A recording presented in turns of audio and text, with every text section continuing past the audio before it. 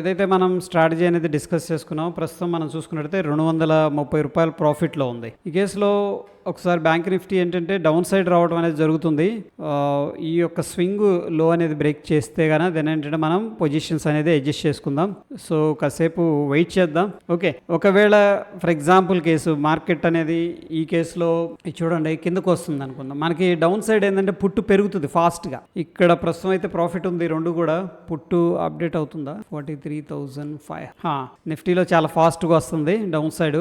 So 43,500 put అనేది ఒకసారి చూద్దాం ఎంత ఉంది ప్రీమియం అని చెప్పేసి. సో 56.7 అలా ఉంది. ఇక్కడ ఏమో అప్డేట్ అవ్వట్లేదు. 57.5 ఉంది, అప్డేట్ అయింది. సో మనం చూసుకున్నట్టయితే ఇక్కడ ₹223 ప్రాఫిట్ వచ్చింది. ఒకవేళ డౌన్ సైడ్ రిస్క్ ఉందంటే రిస్క్ ఆఫ్ చేసుకోవచ్చు మనం. సో ఈ కేసులో నేనేం చేస్తున్నానంటే 57.5 ఇది మన ఎంట్రీ కదా, 57.5 అనేది ఎగ్జిట్ అనమాట, మాడిఫై చేసేస్తున్నాం, ఎగ్జిట్ అయిపోయాం. ఇప్పుడు మనం పే ఆఫ్ గ్రాఫ్కి వెళ్తే రిస్క్ ఉంది, కాల్ మాత్రమే ఓపెన్ ఉంది, డౌన్ సైడ్ రిస్క్ ఉంది, I mean up side risk ఉంది. ఒకవేళ మార్కెట్ అనేది పైకి వెళ్ళింది అనుకోండి మనకంటే లాస్ అనేది వస్తుంది. ఇప్పుడు నేనేం చేస్తున్నానంటే ఇంతకుముందు ఒక 43,500 పుట్టును సెల్ చేశాం కదా, ఈ కేసులో 43,400 అనమాట దూరంగా వెళుతున్నాను, రిస్క్ను ఆఫ్ చేస్తున్నాను. 43,400కి వెళ్తున్నాను పుట్టుకి. ఓకే, సేమ్ సెల్ యాడ్ చేస్తున్నాను. This is called simple adjustment. So save the strategy, save right. So any how ఏంటంటే మనకి ఇక్కడ ₹186 అనే ప్రాఫిట్ ఉంది. దీంట్లో అంటే కొద్దిగా ప్రాఫిట్ అయితే బుక్ చేసుకున్నాం. ఇది 50 పే ఆఫ్ చార్ట్ పిఎన్ఎల్. ఇక్కడ చూసుకున్నట్టయితే మనం ఫస్ట్ ఇనీషియల్గా 43,500 పుట్ అనేది సెల్ చేసుకున్నాం. ఎంత? ₹60.20 దగ్గర. దాని తర్వాత ఏంటంటే మనకి ఎగ్జిట్ అయిపోయాం. ఎక్కడ 57.5 దగ్గర ఎగ్జిట్ అయిపోయాం. బట్ ఎందుకు ఎగ్జిట్ అయ్యామంటే దిస్ ఇస్ కాల్డ్ అడ్జస్ట్మెంట్. అంటే మార్కెట్ కొంత బయాస్ అనేది ఉంది, మార్కెట్ కిందకు వస్తుంది.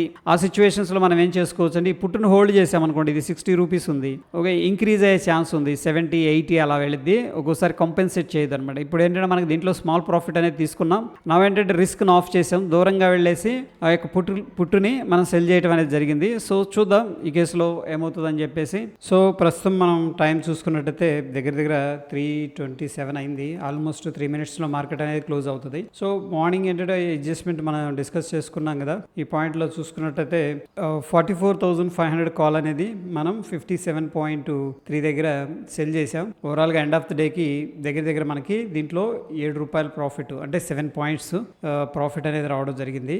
సో ఓవరాల్గా దీంట్లో 238 ప్రాఫిట్. అదేవిధంగా మనం ఏంటంటే ₹60 దగ్గర మనం ఎంట్రీ తీసుకున్నాం. ఎగ్జిట్ ఏమో ₹53, 57 దగ్గర తీసుకున్నాం. సో ఓవరాల్గా ఏంటంటే దీంట్లో కొద్దిగా ప్రాఫిట్ వచ్చింది. యాక్చువల్గా ఇప్పటిదాకా ఉంచినట్టే ఇంకొక ₹4 వచ్చింది.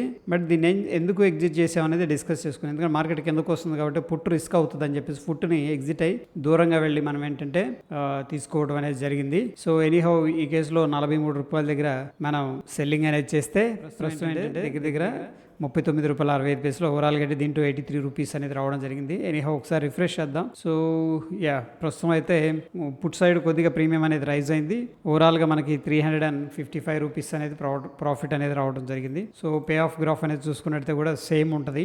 ఓకే, సో ఓవరాల్గా మనం ఏదైతే ఇన్వెస్ట్ చేసామో ఆ పర్టికులర్ అమౌంట్ మీద మనకి 0.24% రిటర్న్ అనేది రావడం జరిగింది. ఎనీహౌ మనం మార్నింగ్ ఒక వ్యూ అనేది క్రియేట్ చేసుకున్నాం బ్యాంక్ నిఫ్టీలో వ్యూ ఏంటంటే మార్కెట్ సైడ్ వేస్ ఉంటుందని చెప్పేసి అనుకున్నాం. సో 1 hour టైం ఫ్రేమ్కి వెళ్తే ఒక రేంజ్లోనే మార్కెట్ అనేది ట్రేడ్ అవుతుంది. ఇక్కడ వచ్చేసరికి సపోర్ట్ లెవెల్ దగ్గర ఉంది మార్నింగ్, రైట్. దాని తర్వాత ఈ యొక్క రెసిస్టెన్స్ దగ్గర ఉంది అప్ సైడ్. ఒకవేళ మార్కెట్ వెళ్ళాలనుకుంటే ఈ లెవెల్స్ దాటి వెళ్లాల్సి ఉంటుంది.